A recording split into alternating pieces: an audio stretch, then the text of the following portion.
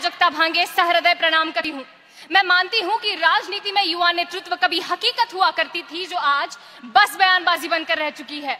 आज के भारत का युवा जहां भारत तेरे टुकड़े होंगे ऐसे नारे लगाता है, आज के भारत का युवा खालिस्तान पाकिस्तान जैसे नारों का समर्थन करता है, तब उसी भारत की उसी जमीने 23 साल के शहीद आजम सरदार भगत सिंह की वो हिम्मत भी देखी है, जहां वो अपने फांसी के फंदे को चूम कर गले से लगाते हैं और अपनी शहीदी से इस देश में क्रांतिकारियों का नया सैलाब खड़ा कर देते हैं। इस देश ने डॉक्टर बाबा साहेब अम्बेडकर के उस जज्बे को भी देखा है, जहां वो संपूर्ण दलित समुदाय को अपने हक की आवाज खुद उठाने की सीख देकर संपूर्ण समाज को आत्मनिर्भर बनाते हैं। इसी भारत की इसी जमीने आयरन लेडी इंदिरा गांधी के उस हौसले को भी देखा है, जिनके व्यक्तित्व की नींव ही क्रांतिकारियों ने रखी थी, जिन्होंने आत्मनिर्भर भारत की पहली सीढ़ी चढ़ने के लिए इस भारत को प्रेरणा दी थी।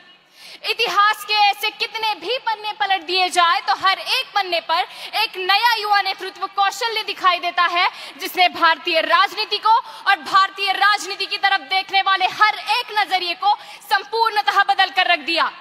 राजनीति की इस परिभाषा से हटकर जब हम मराठा साम्राज्य को भी याद करते हैं, तब महज 10-12 साल की उम्र में राम रानी, तारा रानी, महारानी येसुबाई से राजनीति की शिक्षा लेकर आने वाले समय में मराठा साम्राज्य को औरंगजेब से बचाती है।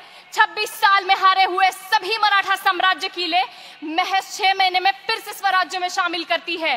तब तत्कालीन कवि उन पर लिखते हैं, सम्राज्ञी ना समर कुशला लोकनेत्री प्रतापी, सत्ता धन्ना नमो नीरणी आपुले राज्य स्थापी, नारी नोहे अमर जगती ज्योती ही पौरुषाची, तारा रानी जरणी आमच्या अस्मितेची यशाची। उनका ये जज्बा और कम उम्र का नेतृत्व कौशल्य देखकर मैं ये सोचने पर विवश हो जाती हूँ कि राजनीति में युवा नेतृत्व एक अत्यंत ही अटल वास्तविकता है।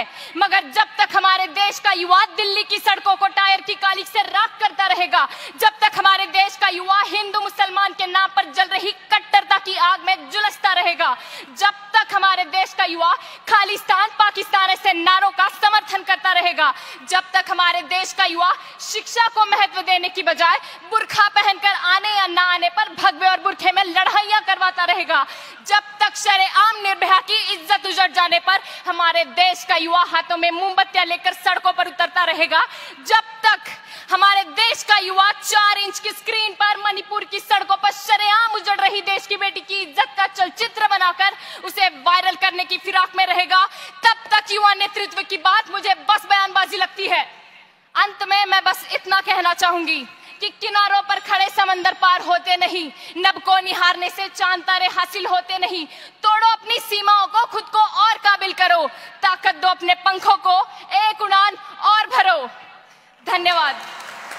What an energy, Prajakta Bhange from Maharashtra. I think she deserves a standing ovation, guys. She's one among you, but her energy was commendable. Please accept this standing ovation, Prajakta.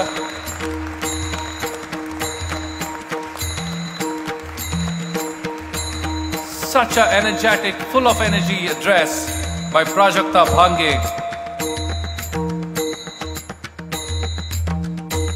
And my friends, the first student speaker of this group, Yash Varandal, has already addressed the gathering, but he has not been felicitated.